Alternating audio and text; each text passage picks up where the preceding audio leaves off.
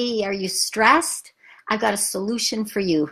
In fact, it's funny because I was talking to three of my coaching clients today, and all three were experiencing a challenge of some sort. And I know that you probably are too, because life is full of challenges. And if we don't have one challenge, we have another. And if we don't have any challenges, then we're likely dead.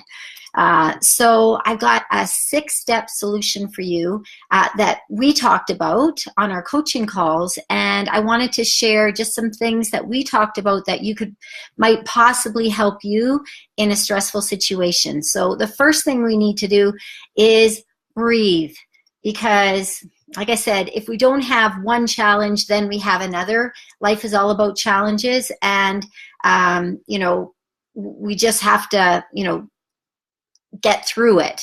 So if we can breathe and delay panic and look for possible good in the situation, that's going to really help us.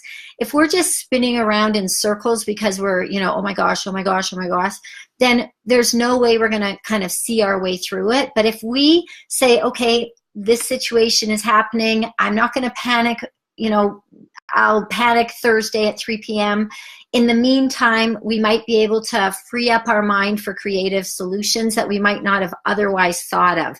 So breathe through it and always look for the good, because with every adversity, there is a seed of good. There's always something good that can come of it. And I feel it's my job if I see something that's doesn't appear good, I always try and find that good. I try and neutralize the situation to kind of calm the panic, and that seems to help. Next, it sounds probably counterintuitive for a fitness and nutrition coach to say just cut yourself some slack and lower the bar, but that's what I'm telling you. And the reason for that is, let's say that you work out 5 days a week, but you're really time pressed for something maybe major that's going on at work and you have deadlines, and you typically work out 5 days a week, but in this time press situation, rather than failing at 5 days a week, just lower the bar and say, you know what, I'm just going to work out 3 days a week, and lower the bar, and then hold yourself to it, and then at least you'll maybe get 3 workouts in instead of like a wash and getting none in. Same thing with your nutrition. If you know that by the end of the day, you have to eat out, or you're traveling, or you're at the hospital because somebody's sick and there might not be as many healthy options, well, do what you can with what you have. Maybe you have healthy options for breakfast and lunch. So do your best for breakfast and lunch and just make do in the evening. Lower the bar for that evening meal. So lowering the bar is a great strategy to help you keep on your fitness journey rather than being all or none, because a lot of people tend to be just like, oh, well, to heck, this happened, so I might as well just eat this whole entire vat of ice cream. And that's not going to get us any healthier or move us towards our goals. And in fact, it's going to kind of, dig ourselves in a hole. So just lowering the bar helps you to stay on that path, even if it's not kind of like as rigidly as normally. So the other thing is with nutrition is that when you are eating well, it helps you to think. So, like having tons and tons of carbs, those of us that may have a little bit of insulin resistance, it gives us foggy thinking. We're just not our best.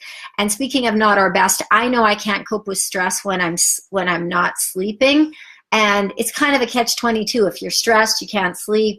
And then, you can't sleep because you're stressed, and it kind of is a vicious cycle. But set the stage for sleep. You're not going to be able to sleep if you stay up watching movies or on your laptop or pacing the floor because you're worried. Try and stick with your routine as best you can and set the stage for sleep, because it's more likely to come when you maintain that routine than if you just throw it up and it's like, oh, heck, I can't sleep anyway, I might as well just go out or whatever. Or, do the ironing. Well, you're not going to be able to sleep if you're doing the ironing. And reach out. I think that's why women are the stronger sex, is because we tend to reach out where men kind of bottle it up.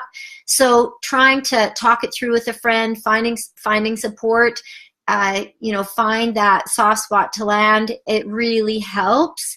And if you need some help with that, a coach does help you know how to prioritize what small things that you can do to get the most bang out of your buck or your effort when stress really hits you.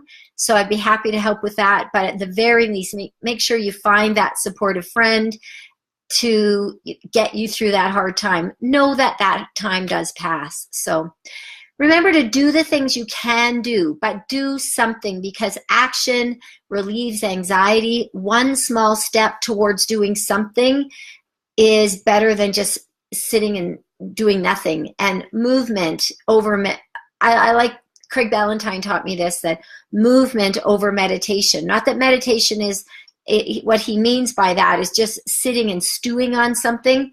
That doesn't help, but doing something helps you feel empowered. And guess what? Even if you do the wrong thing, it's better then you can course correct. It's better than doing nothing. So taking even just one small action, and especially a small action towards your own self-care. So it was just ironic that I had a couple clients that were just having, they're fine, they're awesome, but everyone has challenges, and that's what's great about having a coach is, I tried to help them in their specific situation of exactly how they are going to handle their fitness, their nutrition. But you need that person that you can talk to. So find that person, and I'd love to be that person for you if I can help you. Have an awesome day. I hope that your challenges are not as challenging today. If that's the case, then enjoy that day, because, that's just life. We're going to have challenges from time to time.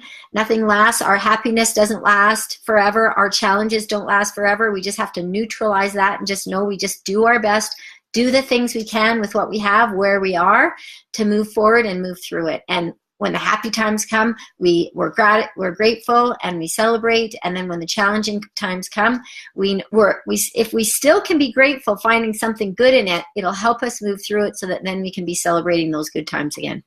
Have an awesome day. I'm off to kiss a toad. I've got a coffee date in about 45 minutes, so I'll let you know how that goes. It's Friday at 12:10, so I always try and do my if I do a coffee or first date, I always try and do like a coffee in the middle of the day.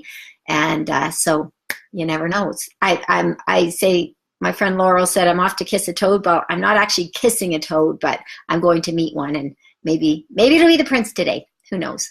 I will keep you posted.